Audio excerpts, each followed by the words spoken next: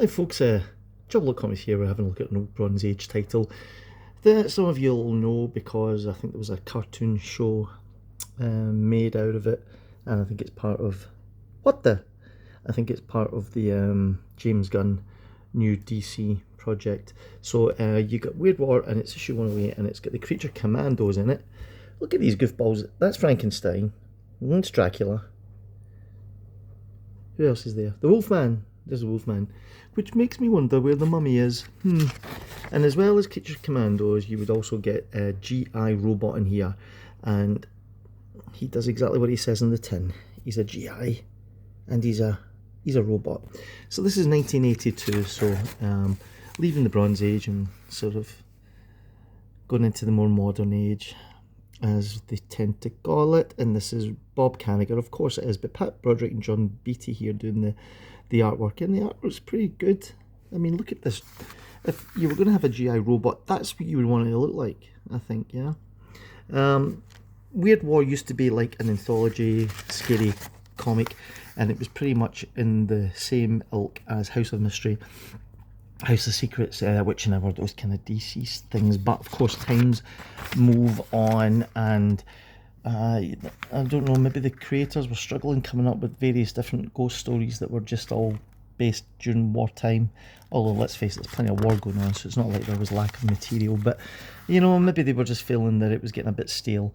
So, in the 80s, we're sort of just before that gritty era where the British invasion happened, and we ended up with Watchmen and all that kind of stuff. So, so we're veering into science fiction territory here.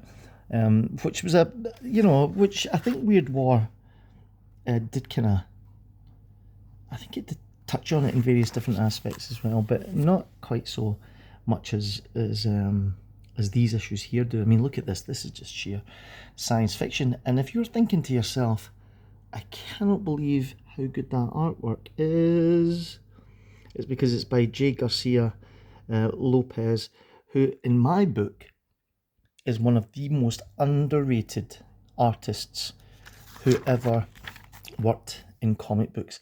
His stuff is just amazing. See, if I picked up an issue of like DC Comics Presents and it was Garcia Lopez that was doing the artwork, I was over the moon. His stuff was amazing. I mean, it was unlike anything I'd ever seen. It was even cleaner than Neil Adams. His figure work was just amazing. I love his stuff, yeah.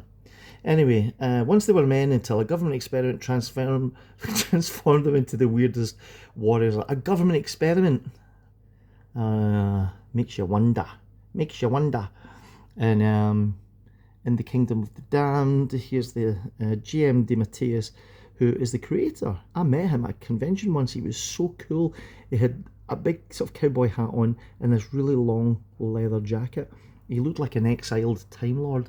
I spoke with him and he was really, really nice. That was up in, where was that, Glasgow, I think that was at one of the Comic Cons. Anyway, he created Creature Commandos, despite what James Gunn might tell you.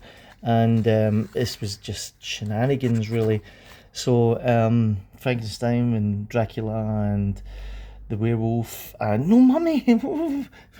Surely they could have dug up some Egyptian sarcophagus and they could have had a mummy in there. Maybe they did eventually. At this time I had kind of given up reading Weird War. I think it had run its course for me, and then J.M. DeMatteis, as well as doing this, I'm pretty sure he was the guy behind I, Vampire and House of Mystery. So you could see that DC were thinking a bit more sort of character-led, almost sort of weird superhero type comics, even in their mystery books in 1982. Any road up, hope you enjoyed that. There's Big Frankie Boy, and subscribe to this channel, and I'll see you on the next one.